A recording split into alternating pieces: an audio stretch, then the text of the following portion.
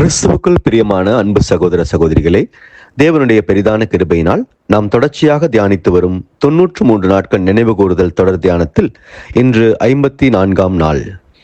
இன்றைய நம் தியானத்தின் தலைப்பு, 2 கள்வர்கள் மத்தியில் கர்த்தர் இயேசு அக்கிரமக்காரராக எண்ணப்பட்டார்.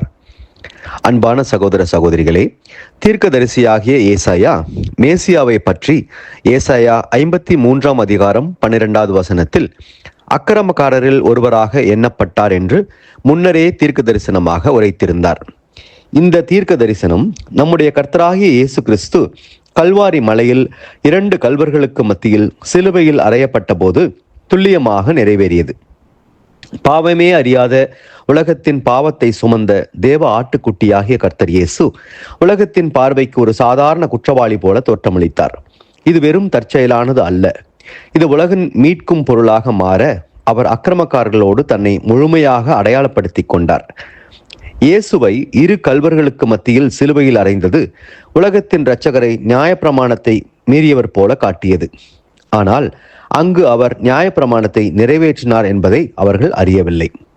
இதையே அப்போஸ்தலர் பவுல் கலாத்தியர் 3வது அதிகாரம் 13வது வசனத்தில், மரத்திலே தூக்கப்பட்ட எவனும் சபிக்கப்பட்டவன் என்று எழுதியிருக்கிறபடி கிறிஸ்து நமக்காக சாபமாகி நியாயப்பிரமாணத்தின் சாபத்திற்கு நம்மை நீங்களாக்கி மீட்டுக்கொண்டார் என்று கூறுகிறார். அதாவது, மரத்தில் தொங்கியதன் மூலம் நமக்காக அவர் பாவமானார். ஆதாம் மூலம் முழு உலகிற்கு ஏற்பட்ட சாபத்தை கர்த்தர் இயேசு ஏற்று சபிக்கப்பட்டவரானார். சிலுவையை சுற்றி நின்றவர்களின் பரியாசமும் சங்கீதம் 22ஆம் அதிகாரம் 7-8 வசனங்களில் தேவனால் முன் உரைக்கப்பட்ட தீர்க்க தரிசனமே. என்னை பார்க்கிறவர்கள் எல்லாரும் என்னை பரியாசம் பண்ணி உதட்டை பிதுக்கி தலையை துலுக்கி, கர்த்தர் மேல் நம்பிக்கையாய் இருந்தானே, அவர் இவனை விடுவிக்கட்டும், இவன் மேல் பிரியமாய் இருக்கிறாரே, இப்பொழுது இவனை மீட்டுவிடட்டும் என்கிறார்கள். இதையே நாம் லூக்கா 23வது அதிகாரம் 37வது வசனத்தில், சிலுவையை சுற்றி இருந்தவர்கள் நீ யூதரின் ராஜாவானால் உன்னை இரட்சித்துக் கொள் என்றவரை பரியாசம் பண்ணினார்கள். அதிகாரிகள் முதல் சாதாரண வழிப்போக்கர்கள் வரை அனைவரும் அவரை அவமானப்படுத்தினார்கள். ஆனால் அந்த சூழலிலும் ஒரு அற்புதம் நடந்தது. அங்கே மரித்துக் கொண்டிருந்த ஒரு கள்வன் தன் பக்கத்தில் தொங்குபவர் ஒரு சாதாரண மனிதர் அல்ல, அவரே உண்மையான மேசியா என்பதை தன் விசுவாச கண்களால் கண்டான். லூக்கா 23வது அதிகாரம் 42வது வசனத்தில் அவன், ஆண்டவரே, நீர் உம்முடைய ராஜ்யத்தில் வரும்போது அடியேனை நினைத்தருளும் என்றான். ஒரு கள்வன் அவரை நிராகரித்தான், மற்றொருவனோ விசுவாசித்து ஆசீர்வாதமான வாக்குத்தத்தத்தை பெற்றுக்கொண்டான். மேலும் சிலுவையில் மீட்கும் பொருளின் அடையாளம் முழுமையாக உறுதி செய்யப்பட்டது. பாவமில்லாதவர் பாவிகளிடையே இருந்தார், ராஜா குற்றவாளிகளிடையே இருந்தார், ஜீவன் மரிப்பவர்களுக்கு மத்தியில் இருந்தது. அந்த பரிபூரண மனிதன் ஆதாமின் மூலம் வந்த முழு சாபத்தையும் சுமந்தார். அக்கிரமக்காரர்கள் ஒருவராக எண்ணப்பட்டார்.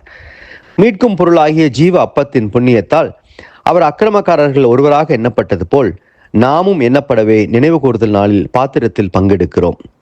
சிலுவையில் அறையப்பட்ட அந்த 2 கள்வர்களும் 2 விதமான மனிதர்களை பிரதிபலிக்கிறார்கள். முதல் கள்வன் லூக்கா 23வது அதிகாரம் 42வது வசனத்தில், நீ கிறிஸ்துவானால் உன்னையும் எங்களையும் ரட்சித்துக் கொள் என்று உலகத்தின் குரலாக ஒலித்தான். ஆனால் 2வது கள்வனோ தன் பாவங்களை ஒப்புக்கொண்டு விசுவாசத்தை வெளிப்படுத்தினான்.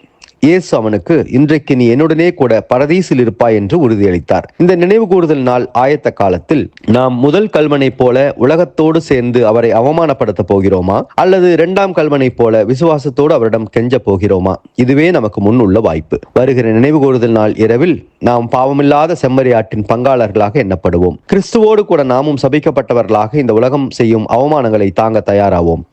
நாம் கேட்ட இந்த சத்தியத்தை நம்முடைய இருதய பலகையில் எழுதி கொள்வோமாக. தேவ கிருபையும் இரக்கமும் தொடர்ந்து ஒவ்வொரு நாளும் நம்மை வழி நடத்துவதாக. அன்பு சகோதர சகோதரிகளே, நமது 93 நாட்கள் தொடர் தியானத்தில் நாளைய நமது தியானத்தின் தலைப்பு, எல்லாம் முடிந்தது, நிழல்கள் மற்றும் தீர்க்க தரிசனங்களின் முடிவு. இதற்கான ஆழமான சத்திய விளக்கத்தோடு நாளை நாம் சந்திப்போம். கிறிஸ்துவுக்குள் பிரியமான சகோதர சகோதரிகளே, இதுபோன்ற அநேகம் ஆழமான சத்தியங்களை முழுமையாக பார்க்க நமது சத்திய கருவூலம் யூடியூப் சேனலை சப்ஸ்கிரைப் செய்து பயன்பெறுங்கள்.